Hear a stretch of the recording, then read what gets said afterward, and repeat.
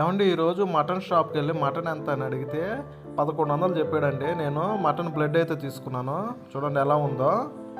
మా ఊర్లో KG mutton వచ్చేసి 1100 అండి. నమస్తే అండి. చూడండి, మనం అయితే ఈరోజు మేక రక్తం అయితే తెచ్చుకున్నాము. ఈ రెసిపీ ఎలా చేయాలో నేను ఒకసారి మీకు చూపిస్తానండి. చాలా టేస్టీగా అయితే ఉంటుంది. ఒక్కసారి మనం రెసిపీ ప్రాసెస్లోకి అయితే వెళ్ళిపోదాం. ముందుగా వీటిని అయితే మనకైతే వాళ్ళైతే నీట్గా ఉడకబెట్టి అయితే ఇచ్చారండి. వాళ్ళే మటన్ షాప్ వాళ్ళే మనకైతే నీట్గా ఉడకబెట్టి అయితే ఇచ్చారు. ఇప్పుడు వీటిని నీట్గా కడుక్కొని పీసెస్ లాగా కట్ చేసేసుకుందాము. ఆ ప్రాసెస్లోకి అయితే వెళ్ళిపోదామండి ఇప్పుడైతే.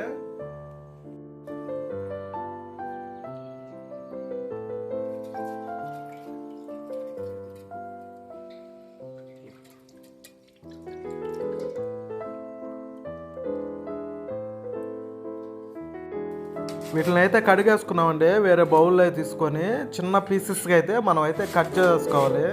చూడండి నేను ఎలా కట్ చేస్తున్నానో మీరు కూడా ఆ విధంగానే కట్ చేసుకోవాలండి. వీటిని చిన్న కేక్ బౌల్స్ లాగైతే మనకైతే వస్తాయి. అప్పుడైతేనే మనకి కరెక్ట్గా సరిపోతాయండి. పీసులు అయితే ముక్కలు అయితే మనకి రెసిపీకి బాగుంటాయండి. చాలా టేస్ట్ అయితే ఉంటాయి ఇవైతే.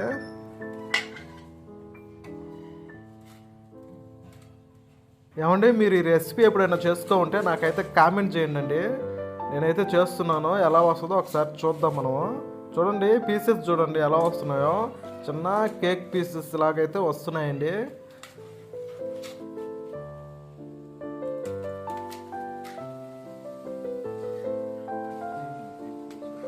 ఏమండి ఇంకొక ముఖ్యమైన విషయము, మీరు ఈ విధంగా పీసెస్గా కట్ చేసుకున్నారు కదా, వాటిల్లో అయితే మనకైతే ఆ యొక్క బ్లడ్లో బొచ్చు అనేది ఉంటుందండి. అవి అయితే మీరు నీట్గా తీసేసుకోవాలి.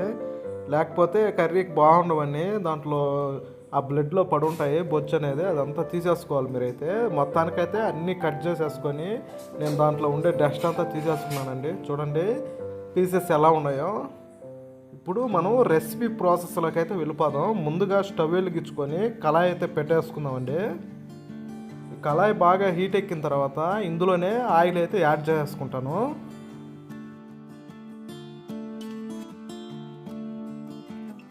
ఈ ఆయిల్ కూడా బాగా హీట్ అవ్వాలండి. హీట్ అయిన తర్వాత ఇందులోనే మనం రా స్పైసెస్ కూడా అన్నీ వేసేసుకుందామండి.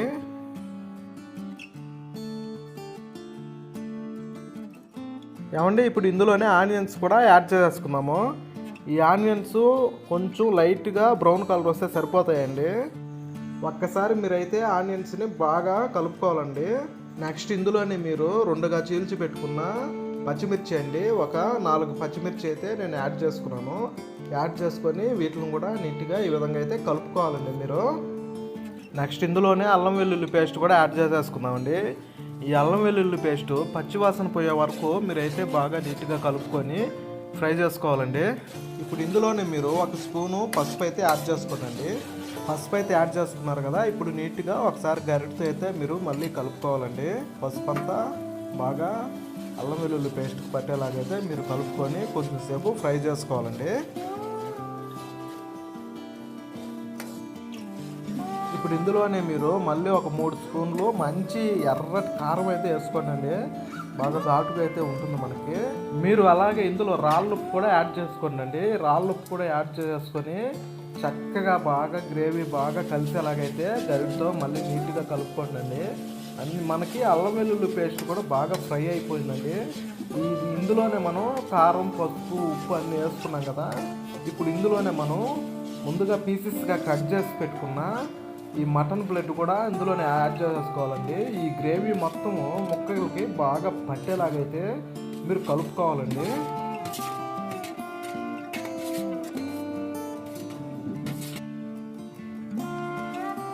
ఈ విధంగా అయితే మీరు ముక్కలకి మసాలా బాగా పట్టేలాగైతే బాగా నీట్గా కలుపుకోవాలండి.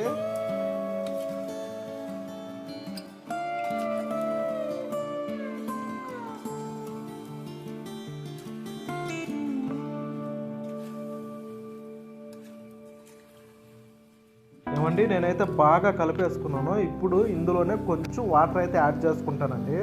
ఎందుకంటే మనకి పీసెస్ బాగా కుక్ అవుతాయి, అలాగే అడుగంటుకోకుండా మనకి బాగుంటాయండి. అందుకని నేను కొంచెం వాటర్ అయితే యాడ్ చేసుకున్నాను.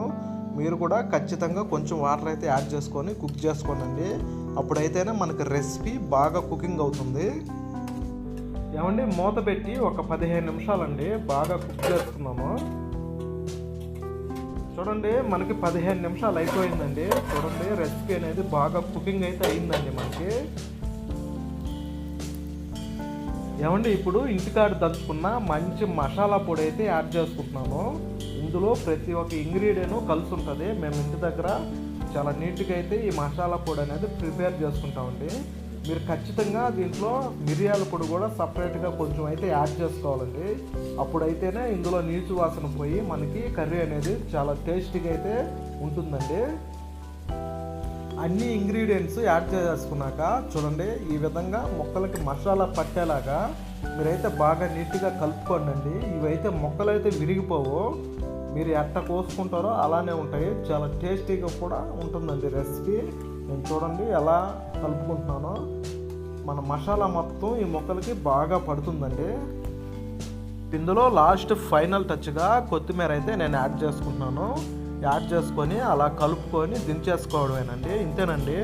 మీరు చాలా సింపుల్గా అయితే ఈ రెసిపీ అనేది చేసుకోవచ్చు. చాలా చాలా టేస్టీగా అయితే ఉంటుంది. చాలా ఆరోగ్యకరం అండి ఈ రెసిపీ అనేది. మీరు ఎప్పుడైనా చేసుకొని ఉంటే నాకైతే కామెంట్ ద్వారా తెలియజేయండి. ఏమండి మసాలా కొత్తిమీర యాడ్ చేసుకున్నాం కదా, ఇది 1 నిమిషం అయితే మీరు ఫ్రై ఉండండి.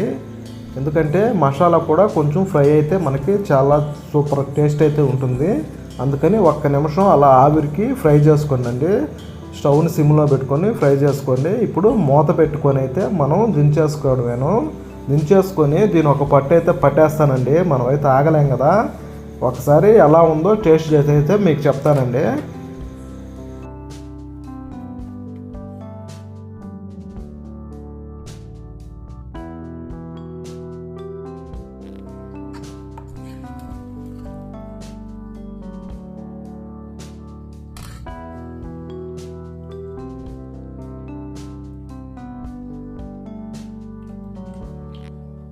అబ్బా సూపర్గా అయితే ఉంది ఫ్రెండ్స్. ఈ రెసిపీ మీరు ఎప్పుడైనా చేసుకోవాలంటే నాకు కామెంట్ చేయండి. చాలా టేస్ట్ అయితే ఉంది.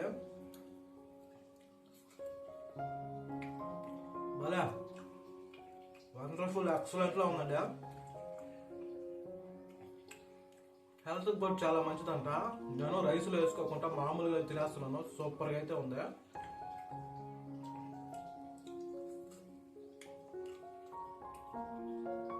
ఎక్సలెంట్గా అయితే ఉంది. మన వీడియో నచ్చితే లైక్ చేసి కామెంట్ చేసి మన ఛానల్ సబ్స్క్రైబ్ చేసుకోండి ఫ్రెండ్స్.